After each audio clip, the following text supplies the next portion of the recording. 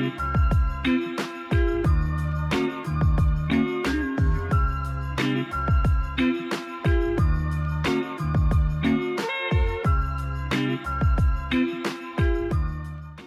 welcome to the TC. My name's David, and today we'll be taking a look at the iPhone XR, and I'll be telling you guys why I think it's still pretty great today. So first, I want to take a look at the design of the iPhone XR. The design is simple with a glass front and back and aluminum rails on the sides. There is one camera on the back, and the display has the infamous notch. There is no headphone jack of course, and we get a speaker and mic at the bottom, and a speaker near the top of the display. The phone feels quite sturdy and has a good heft to it without it being too heavy. The phone came in black, white, red, blue, and coral colors. I owned the red XR before, so I have to say I am quite biased towards that color though. The display has thicker bezels than the more premium iPhones of the time, which were the iPhone XS and XS Max, and you can see how that compares to my 11 Pro Max here. It is a little bit thicker all around, but it's not something I believe that most people would really care about. The liquid retina display goes to each edge, and it was actually controversial due to its resolution when it was first released. Its resolution is the same as the iPhone 4. Well, not exactly. Yes, it has the same pixels per inch as the iPhone 4, but so did the iPhone 5, and the 6, and the 7, and the 8, and even the SE too. Really, in use, the iPhone XR's display isn't bad by any means from a resolution standpoint. The screen is an LCD, however, and I think that's really the worst part about it.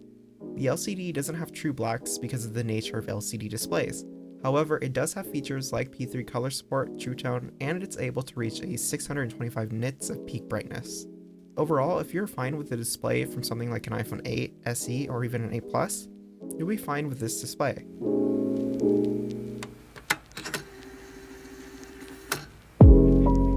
The deletion of the home button also changed the way we unlock the device. The Face ID sensor sits in the notch up top and unlocks using your face. Now with the pandemic, this is something that's actually become kind of a hassle since you do have to enter your passcode in, unless you're wearing an Apple Watch. The Touch ID sensor does have the upper hand here now. However, when you can use Face ID, it is quick and I've never really had any issues using it. The notch also contains our front-facing camera. With the Face ID tech, the front camera allows for portrait mode. The iPhone XR has a total of 2 cameras, one on the front and one on the back. The front camera is a 7 megapixel shooter with an f2.2 aperture. And the rear sensor is a 12 megapixel shooter with an f1.8 aperture. The rear camera has a bump on the back and it can kind of make the phone wobble on a flat surface. The cameras also utilize Smart HDR, which takes multiple exposures when taking a photo, and it merges those photos with the best parts to get details in the highlights and shadows. It works quite well, however it can be sometimes too aggressive and flatten faces. In video, you can take 4K video on the rear sensor up to 60 FPS and 1080p at 240 frames per second. In contrast, the front-facing camera can only do 1080p and 60 FPS video. Video looks great with Smart HDR, but it also suffers the same fate as photos, as people can sometimes look a little too flattened. Audio is great as this was one of the first iPhones to have stereo audio, which means that audio was able to be captured from the left and right sides. I'll give you guys an example here. You're able to deploy pathway Marines and do this assault craft with hovercraft on the back end of that ship. They're actually able to sink the stern, the back part.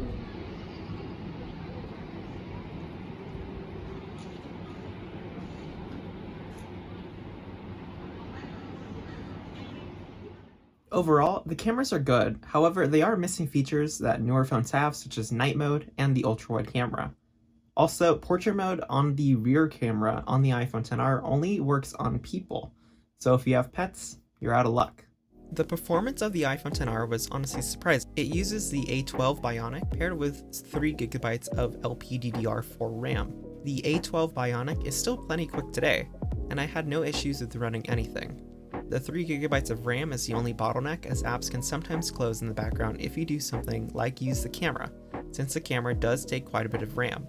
Here are what you can expect with Geekbench stores and compared to other devices. It isn't bad by any means, and I don't believe that most people would run into any performance issues using this phone.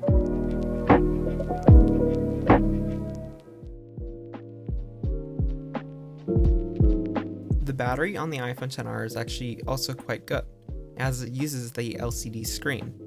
The batteries on an older iPhone XR are going to show some age, as the phone is now from 2018. but I'd argue that it's actually aged quite well. The batteries are good for about 15 hours of internet use, and I'd argue that that's pretty accurate. You can usually end a day with this phone about 30% with average heavy use. So overall, I do think that the iPhone XR is still a pretty good phone in 2021. It's not really slow, it's actually able to handle most of the apps, if not all apps, available today. And the biggest drawback, honestly, is probably the camera. It has basically the same display as the regular iPhone 11, and it's not bad, but it's also not great. But at the same time, most people just don't care really about that, you know what I mean? It's still edge to edge, and it still doesn't have the home button, and you're still getting things like Face ID and portrait mode and stuff like that. So I mean, I think sacrificing a little more bezel and that LCD screen is worth it over something like the iPhone SE or even an older 8 Plus or something like that. However, I don't know if I would just necessarily go out and buy one if you're trying to upgrade, because there is also that iPhone 11, and the iPhone 11 is honestly not a bad phone by any means, because you also get the ultra wide camera, you're gonna get night mode, you're getting a faster processor, and with that in mind, you know, you're gonna get more years of support out of the iPhone 11 versus the XR. So that is something to consider, you know. Do you want longer software support, or do you want a cheaper price? So overall, the iPhone XR is a pretty great phone in 2021. And if you're still using an iPhone XR, I don't necessarily think that you need to upgrade yet. The iPhone XR can do a lot of the things that the newer iPhones can, while still maintaining a relatively low cost of ownership right now. Now, a new XR is not really a viable option considering Apple doesn't sell it, and I don't think most retailers are going to be selling it. But on the used market, you can see how much they go for. And I'll put a price on how much the iPhone XR is around right now for a good price for a used one. So let me know your guys' thoughts. Do you still use an iPhone XR right now? How do you like it? What do you think is some of the things that you wish it had? I'm just curious to see what people say. So let me know. And if you like the video, leave a like down below too while you're at it, and subscribe too. Thanks for watching, and I'll see you guys in the next video.